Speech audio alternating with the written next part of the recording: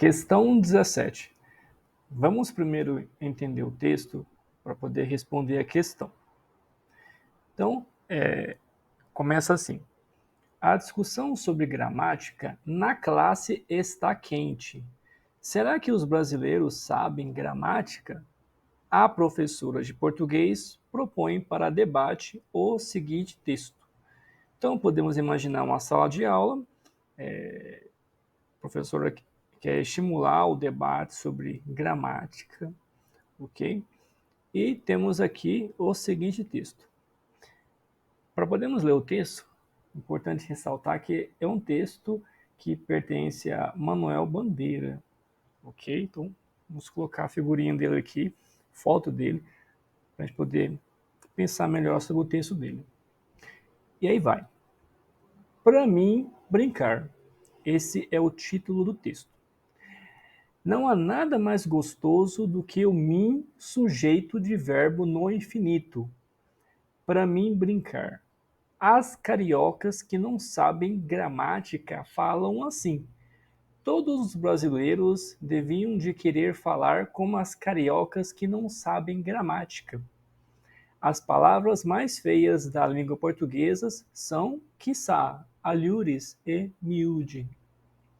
Então, do que esse texto se trata? Do que ele está falando?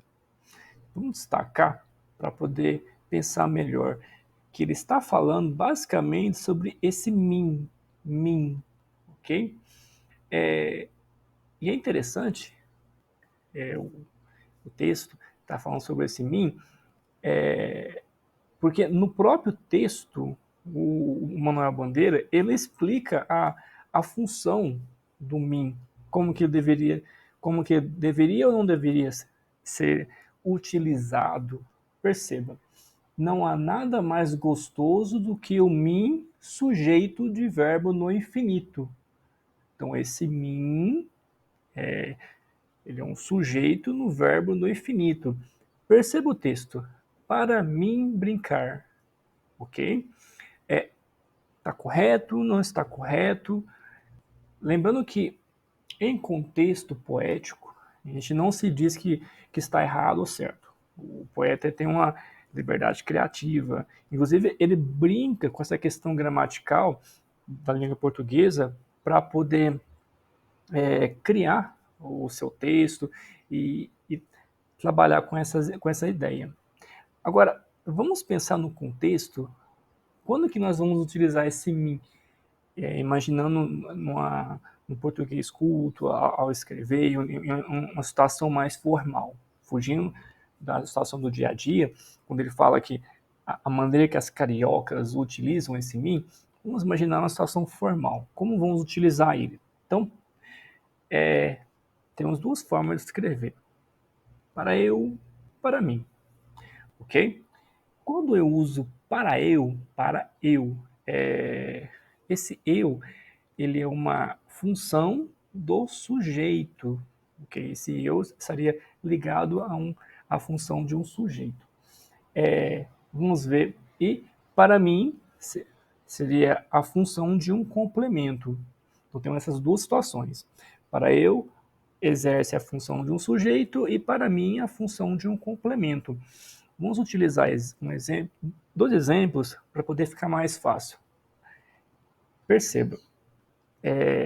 Para eu, esse é um exemplo. Para eu entender esse texto, preciso entender o manual. Quando eu falo para eu, esse eu está exercendo a função de sujeito do verbo, o verbo entender, para eu entender. Perceba, essa parte é importante. Esse eu, ele está seguido de um verbo que está no infinitivo, ficando assim. Perceba, eu, que é a função do sujeito na frase, e após ele nós temos um verbo na sua forma infinitiva, para eu entender, entender. Essa questão do verbo no infinitivo, vamos ver alguns exemplos para poder ficar mais fácil. Perceba, uma frase qualquer. O Pedro trabalha à noite. Trabalha.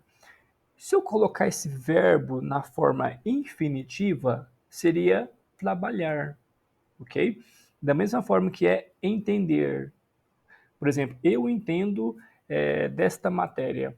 Entender seria a forma infinitiva. Um outro exemplo aqui, o menino fala muito. Para colocar esse fala na forma infinitiva, seria falar, ok? Agora, vamos ver esse para mim na sua função de complemento. Um exemplo. Você pode explicar melhor para mim? Então, perceba, esse mim está se relacionando, tá relacionando ao enunciado anterior. Esse mim, você pode explicar melhor para mim? Nessa posição na frase, ele não é o sujeito da oração, da forma que é: para eu entender esse texto, preciso entender Emanuel. Esse eu seria o sujeito, a função de sujeito, mas aqui não. Você pode explicar melhor para mim? Aqui não está com a função de sujeito. Aqui, no fim da frase, está com um pronome pessoal, no caso oblíquo tônico, e geralmente, quando está no final da frase, nós colocaríamos como mim. Não seria você pode explicar melhor para eu, em termos gramaticais, eu não falaria para eu, mas para mim, para ficar mais correto, ok? Agora, vamos dar só um pitaco no texto do Manuel para ver como poderia ser em linguagem formal, no caso. Então, o texto do Manuel é para mim brincar. Esse é o título, e no próprio texto ele fala sobre isso. Prosseguindo, não há nada mais gostoso do que o mim sujeito do verbo no infinitivo. Perceba, esse mim, está seguindo por um verbo no infinitivo. Brincar, o verbo está no infinitivo, ok? Se fosse utilizar a forma gramatical, vamos colocar assim, correta ou mais formal, ficaria assim: para eu brincar, ok? Para eu, função do sujeito na frase, seguido por um verbo no infinitivo, brincar, seria para eu brincar. Mas o propósito do texto não é esse, é mais brincar, é trabalhar com essa questão gramatical, ok? Então vamos à questão, no caso. Temos o texto que nós trabalhamos, questão 17, com a orientação da professora e após o debate sobre o texto de Manuel Bandeira, os alunos chegaram à seguinte conclusão. Então vamos ver. Uma das propostas mais ousadas do modernismo foi a busca de identidade do povo brasileiro e o registro, no texto literário, da diversidade das falas brasileiras. Então, para poder responder a questão, nós precisamos primeiro entender a questão do modernismo. O modernismo foi um estilo de época, pensar assim, que caracterizou basicamente as obras literárias do século XX.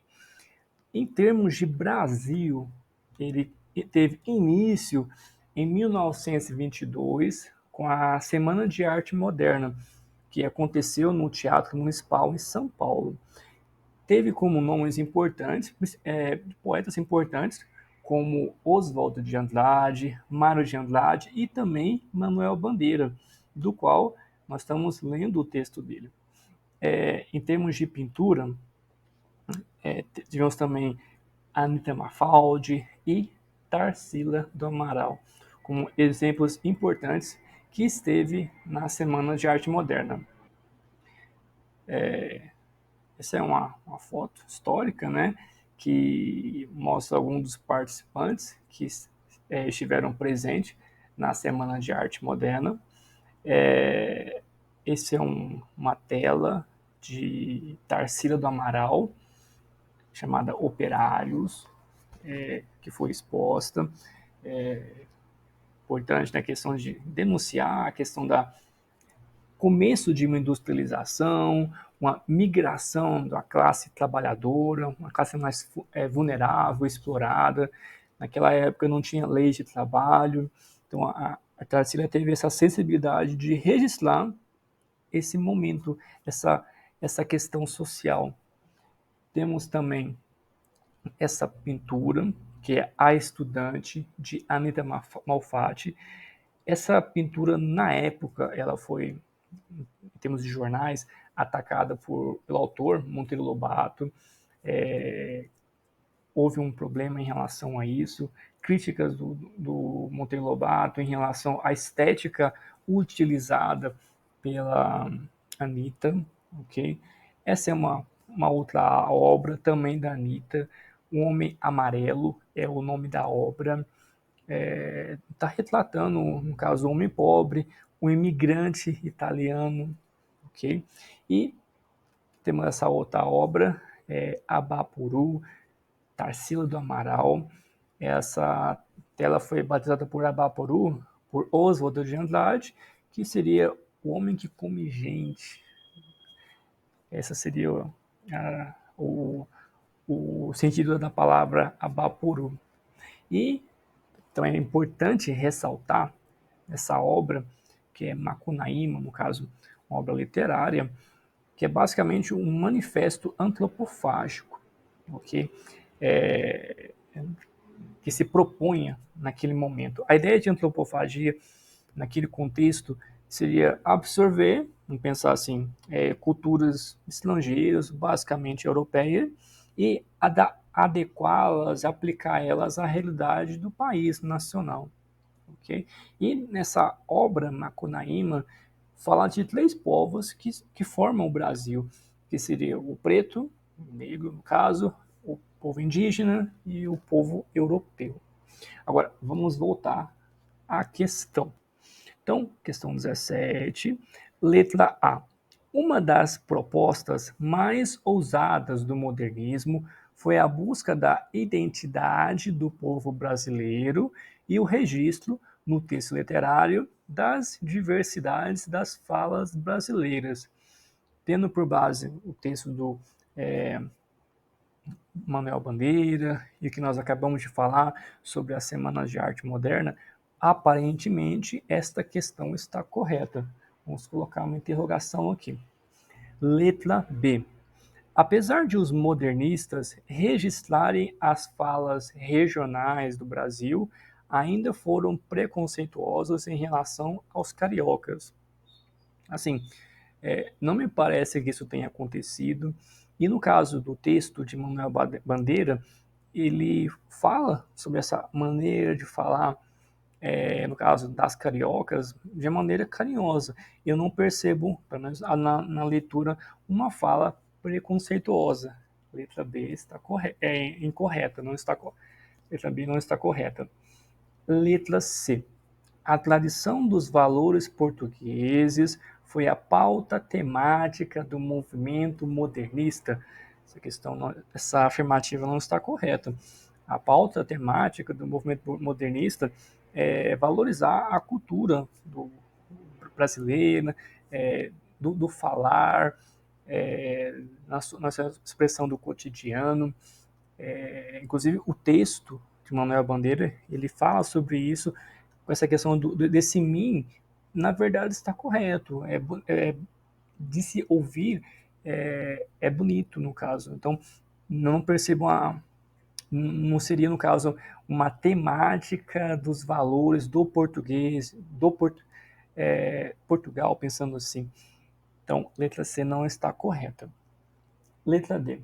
Manuel Bandeira e os modernistas brasileiros exaltaram em textos o primitivismo da nação brasileira. Primitivismo, pensar que a nossa nação ela é pouco desenvolvida, ela é atrasada.